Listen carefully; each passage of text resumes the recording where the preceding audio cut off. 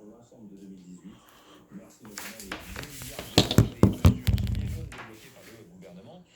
Des 10 milliards qui pèsent d'ailleurs fortement sur la dépense publique. Elle évolue, cette dépense publique, aujourd'hui au rythme moyen d'environ 335 milliards d'euros par trimestre. C'est 30 milliards de plus qu'il y a 5 ans, à la même période du quinquennat Hollande. Les Français et leur madeleine comptent parmi, parce que c'est pas aujourd'hui, mais demain.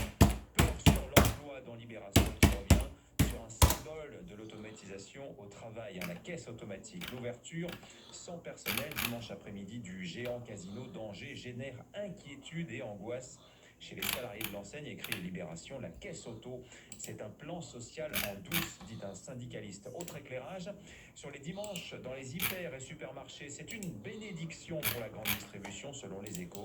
Les ventes du 7e jour ont représenté 41% de la croissance du secteur depuis le début de l'année. Sur le site internet du Monde, une confirmation, la France abandonne la 4e génération de réacteurs nucléaires. Le projet Astrid de réacteurs à neutrons rappelé mis à l'arrêt par le CEA. Le prototype ne verra pas le jour. L'objectif de cette nouvelle génération de réacteurs, c'était de réutiliser l'uranium appauvri et le plutonium des actuels réacteurs qui sont cet uranium et ce plutonium stocké actuellement à la Hague. L'économie circulaire appliquée à l'atome, si vous voulez, c'était le principe notamment du réacteur Super Phoenix qui a été fermé en 97. Mais à quoi bon recycler à l'heure où l'uranium est si peu cher et abondant? L'abandon d'Astrid avait en tout cas posé un problème. Ces combustibles usagés que l'on gardait en réserve vont passer dans la catégorie déchets nucléaires dont on ne sait toujours pas quoi faire. Il est 6h39 sur Radio Classique, le journal de l'économie. Le journal de l'économie sur Radio Classique avec Dimitri Pavlenko. Et à la une ce matin, quand la pierre vaut de l'or, 10 000 euros le mètre carré en moyenne, niveau franchi cet été à Paris selon les notaires franciliens. 10 000 euros au mètre carré qui change la ville, on va voir ça dans un instant. RSA ou emploi, dilemme connu des précaires, plusieurs départements sont en train de tester le cumul des aides et du salaire. Vous l'entendrez, le CAC 40 en photo aussi, plus 1,51%, les marchés en fin de journal. Radio Classique. C'était annoncé depuis des mois. Eh bien, on y est. Le prix moyen du mètre carré parisien a franchi en août le seuil des 10 000 euros. Sur un an, la hausse est déjà extrêmement forte, 7%. Sur une période longue, c'est encore plus impressionnant. Aucun quartier de la capitale n'échappe à la flambée des prix. Bonjour Alice Dangean. Bonjour Dimitri. Nuit et tata. Connecté d'ailleurs du reste du pays, et cela change la physionomie de la capitale.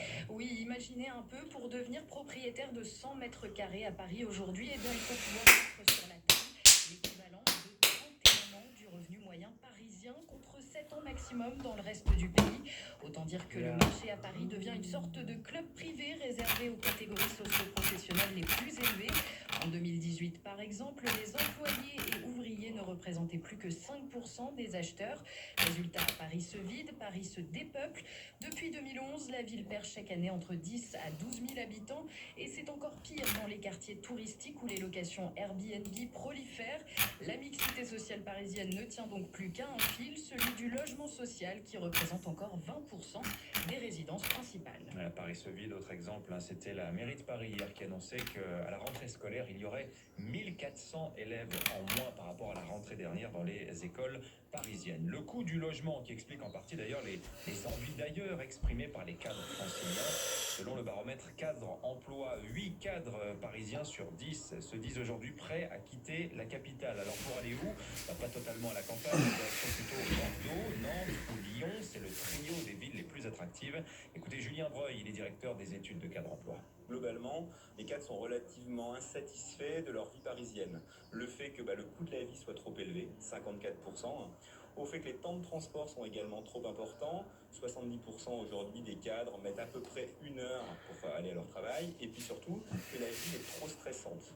Donc c'est vrai que dans leur esprit, ils privilégient les villes en région, qui leur semblent proposer un meilleur cadre de vie, ou un meilleur micro-vie.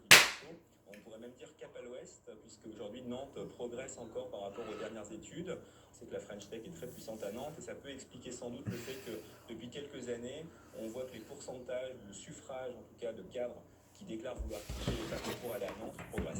Le directeur des études de cadre emploi, Julien.